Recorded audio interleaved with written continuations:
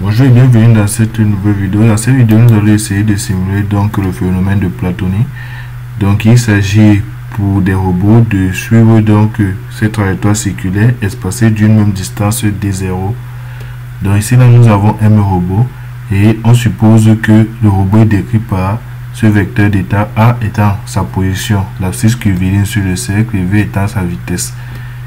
Et là, comme le sortie du robot, le robot est capable de connaître quelle est sa vitesse relative par rapport à la vitesse au robot devant et quelle est la distance qui le sépare avec le robot tout juste devant lui, avec un radar par exemple ou un capteur en fait.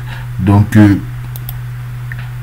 on a dans les équations là d0 c'est la distance, donc comme on a dit, qui mesure avec la voiture qui est devant lui, et V0 c'est la vitesse désirée, ça c'est la distance désirée.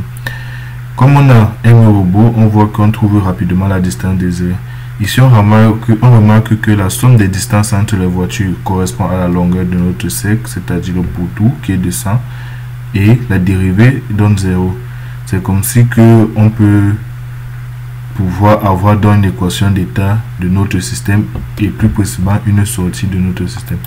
Parlant de sortie, donc pour connaître la distance entre deux véhicules, on va appliquer ici une fonction en dents de scie qui nous permet de rester toujours entre 0 et L.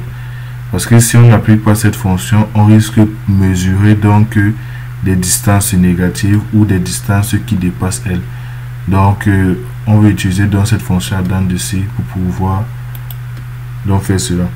Donc la distance entre deux véhicules, c'est celle-ci qu'on a. On utilise la fonction saut toute qu'on a définie précédemment, qui est en fait ici là modulo 2 pi près de l'angle qu'on souhaite, et on va multiplier tout ceci par R.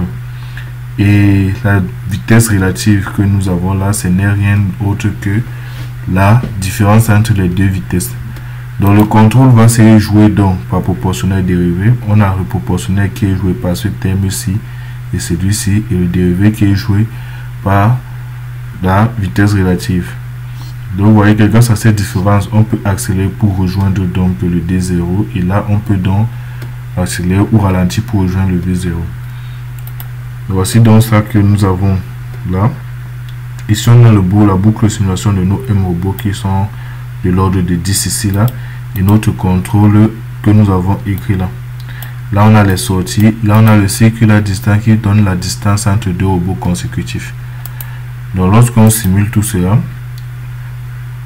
on voit dans le robot qui avance et qui vont s'étaler dans le temps et rouler à des vitesses de V0 comme on a décidé, et à des distances bien précises entre eux, et on observe donc ainsi le phénomène de plateaunie. Donc ils essayent de respecter une distance entre eux, et c'est comme ça qu'on s'en sort.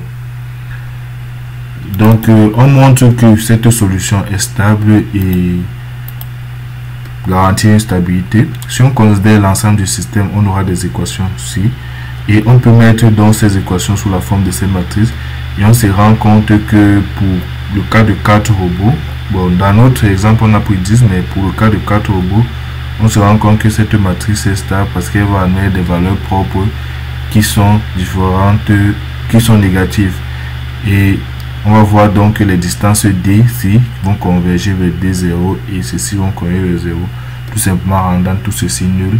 On réussit à montrer que les D vont converger vers 0 et les V vont converger vers V0.